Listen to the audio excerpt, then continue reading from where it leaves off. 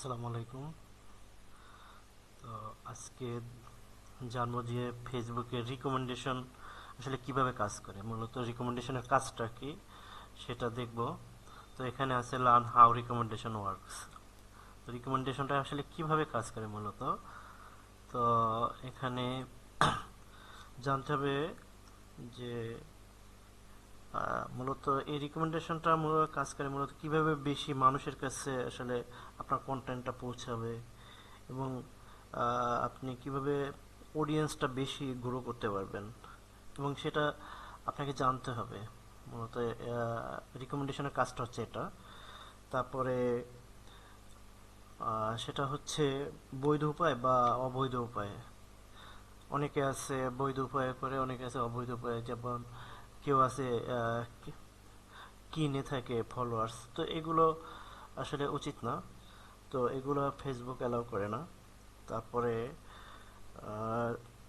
Recommendation করা হয় তখন আসলে যখন রিকমেন্ডেশনটা করা হয় তখন আসলে মূলত কি হয়, এবং আসলে নিয়মগুলো এগুলো আসলে কি কি রুলস ফলো করতে হয় এগুলো খুঁজে আপনাকে নিজেকেই বের করতে হবে। এবং আসলে আহ, আপনি কি কি কন্টেন্ট তৈরি করতে চাচ্ছেন বা আপনি কোন ধরনের অডিয়েন্স টার্গেট করতে চাচ্ছেন, ওই অনুসারে আপনাকে কন্টেন্টটা বানাতে হবে। এটা হচ্ছে আসলে রিকমেন্ডেশন। মূলত এটা রিকমেন্ডেশন সম্পর্কে জানতে হবে। আর হচ্ছে কিভাবে যখন রিকমেন্ডেশন আপনাকে করা হয় যে কোনো একটা পেজে বা প্রোফাইলে, তখন আসলে কি হয় মূলত। তো এখানে লেখা আছে রিচ মোর পিপল। আসলে যখন আপনাকে রিকমেন্ডেশন করা হয় বা ফেসবুক কর্তৃপক্ষ রিকমেন্ডেশন করে, তো সেক্ষেত্রে আপনার পেজটা অনেক অডিয়েন্সের কাছে পৌঁছায়। সেটা হতে পারে আপনার ফলোয়ার্স অথবা নিউ ইউজার। আপনাকে যদি না নন ফলোয়ারও থাকে, তো অনেক অডিয়েন্সের কাছে এটা পৌঁছায়। তারপরে এটাকে যদি রিকমেন্ডেশন করা থাকে পেজটা বা প্রোফাইলটা, তাহলে আহ, অনেক অডিয়েন্স পাওয়া যায়, বা যে কোনো আপনি যদি কন্টেন্ট ছাড়েন বা ক্রিয়েট করে বা নতুন নতুন যতই ভিডিও দিবেন বা টেক্সট দেন বা তারপরে রিলস ছাড়েন, ভিডিও ছাড়েন, যাই ছাড়বেন না কেন, সেখানে আপনি অনেক অডিয়েন্স পাবেন। আপনার অডিয়েন্সটা গ্রো করবে খুব দ্রুত দ্রুত। আর এখানে হচ্ছে what do you have to do be eligible. আপনাকে মূলত বৈধ উপায়ে কি কি অনুসরণ করতে হবে, ফলো দ্য রুলস।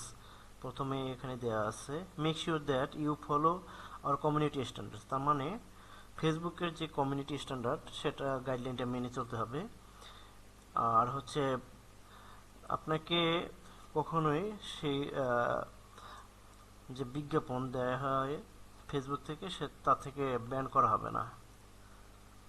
আর হচ্ছে আমরা যে ফেসবুকের পেজে বা প্রোফাইলে আর্ন করার জন্য যে ফটো দিয়ে থাকি, প্রোফাইল ফটো অথবা বিভিন্ন ধরনের ইনফরমেশন, যেমন কেউ এই পেজটা সম্পর্কে দিয়ে থাকে যে আসলে এটা কিসের পেজ, তো সেই ইনফরমেশনগুলো দেওয়ার ক্ষেত্রেও আসলে সাবধান হতে হবে যেন ওই পেজ রিলেটেড ইনফরমেশন হয়। আর অবশ্যই কোয়ালিটি কন্টেন্টের ক্ষেত্রে কোয়ালিটি মেনটেন করতে হবে। হাই কোয়ালিটি কন্টেন্ট আপনাকে মেক করতে হবে, এবং সেখানে হাই কোয়ালিটি কন্টেন্ট ফেসবুকে দিতে হবে। তারপরে হচ্ছে আর হোয়াট ইজেন্ট রিকমেন্ডেড, কি কি রিকমেন্ড করা হয় না।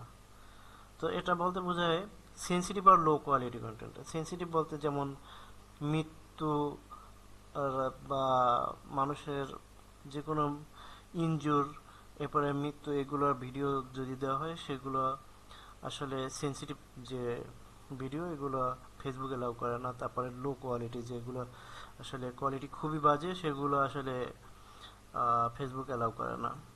তো এগুলো, এরপরে প্রমোশনাল কিছু আছে ভিডিও। তারপরে যেমন হচ্ছে কবিরাজি ঔষধ বিক্রি করে এগুলা। এবার বিভিন্ন ধরনের লো কোয়ালিটি ওয়েবসাইটের বা পাবলিশার্সের যে ভিডিও গুলো আছে বা বিজ্ঞাপনগুলো, এগুলো অ্যালাউ করে না ফেসবুক।